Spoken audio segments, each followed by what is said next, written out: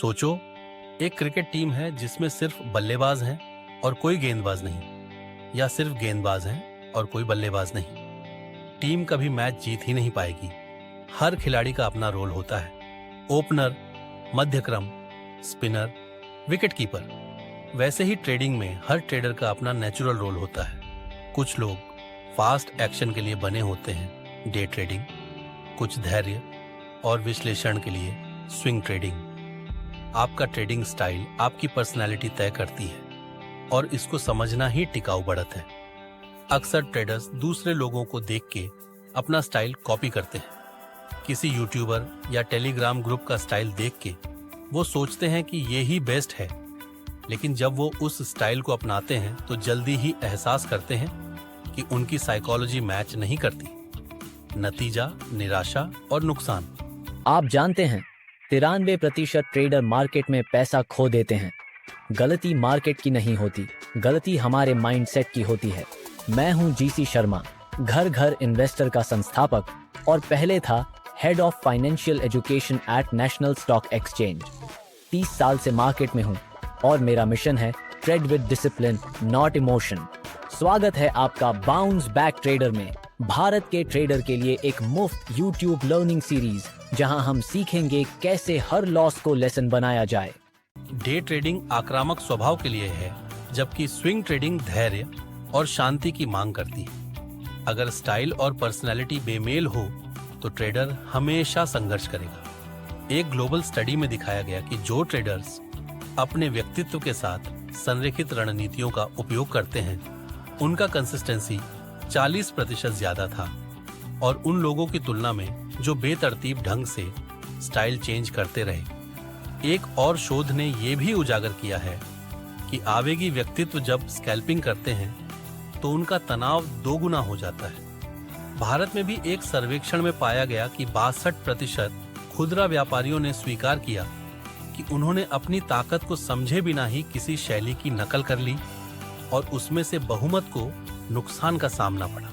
NSA के 2024 के अवलोकन ने यह हाईलाइट किया कि स्कैल्पिंग और इंट्राडे में फेल होने वाले ट्रेडर्स जब स्विंग ट्रेडिंग या पोजिशनल ट्रेडिंग ट्राई करते हैं तो उनकी सर्वाइवल रेट 30% ज्यादा हो जाती है। मतलब अलाइनमेंट का सीधा असर होता है। एक और ग्लोबल सर्वे कहता है कि जो ट्रेडर्स अपने स्टाइल के साथ लगातार रहे वो मार्केट में 5 से अधिक साल टिक गए, जबकि स्टाइल कॉपी करने वाले 80% लोग 1 साल में क्विट कर गए। आपकी ट्रेडिंग पर्सनैलिटी 4 चीजों पर आधारित होती है। 1. स्वभाव, क्या आप शांत हैं या आक्रामक। 2. जोखिम सहनशीलता, आप एक ट्रेड में कितना जोखिम ले सकते हैं बिना इमोशनल हुए। 3.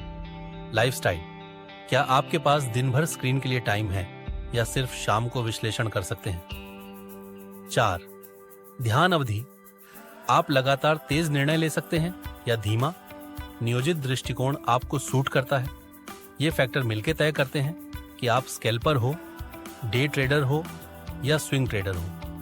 मोहन ने यूट्यूब पर स्कैल्पिंग देखा और कॉपी करना शुरू किया, लेकिन वह स्वाभाविक रूप से चिंतित था और हर छोटी चाल पे घबराता था। नतीजा घाटा। बाद में हमें एहसास हुआ कि स्विंग ट्रेडिंग उसके लिए सबसे अच्छी है, जिसमें वह शांति से साप्ताहिक चार्ट का विश्लेषण करता है। दूसरी तरफ सीमा ने स्विंग ट्रेडिंग शुरू की, लेकिन वह स्वाभाविक रूप से ऊर्जावान थी। उसे एहसास हुआ कि उसको डे ट्रेडिंग सूट करता है, जहां वो सक्रिय रहे। और तीसरा उदाहरण है विक्रम का। उसने अपनी जीवन शैली के हिसाब से पार्ट टाइम पोजिशनल ट्रेडिंग को अपनाया। चौथा उदाहरण अनीता का है। वो एक गृहिणी थी। उसने दिन में ट्रेडिंग का प्रयास किया, लेकिन घर के काम और ध्यान भटकाने के साथ साथ हमें भारी नुकसान हुआ। बाद में उसने पोजिशनल निवेश किया और स्विंग ट्रेडिंग को अपनाया कि सिर्फ हफ्ते में 2 घंटे लगते थे। परिणाम, अनीता ने अपना शेड्यूल और स्वभाव के हिसाब से मुनाफा कमाना शुरू किया। लोग सोचते हैं कि एज का मतलब है सीक्रेट इंडिकेटर या इनसाइडर इन्फो, लेकिन असल बढ़त है अपनी खुद की पर्सनैलिटी को समझना। अगर आप स्कैल्पर बनने की कोशिश करते हो जबकि आप स्वाभाविक रूप से धैर्यवान हैं, तो आप हमेशा संघर्ष करोगे और अगर आप शांत व्यक्ति हैं लेकिन तेज तर्रार ट्रेडिंग करने लग जाओ तो जल्दी बर्न आउट हो जाओगे। सही रिफ्रेम ये है, अपना स्टाइल डिस्कवर करो जो नेचुरली आपको सूट करता है, वही आपका प्रतिस्पर्धात्मक लाभ है। तो दोस्तों, अपनी ट्रेडिंग पर्सनैलिटी समझना सबसे बड़ा गेम चेंजर है। एक छोटी सी प्रश्नोत्तरी। 1. क्या आपको तेजी से निर्णय लेना पसंद है या शांति से विश्लेषण करना है? 2. क्या आपको डेली एक्साइटमेंट चाहिए या वीकली प्लानिंग सूट करती है? 3. आप एक ट्रेड में कितना रिस्क कंफर्टेबल हो सकते हैं? 4. क्या आपका स्क्रीन टाइम एंजॉय होता है या आपको आजादी चाहिए? अतिरिक्त प्रतिबिंब प्रश्न। 5.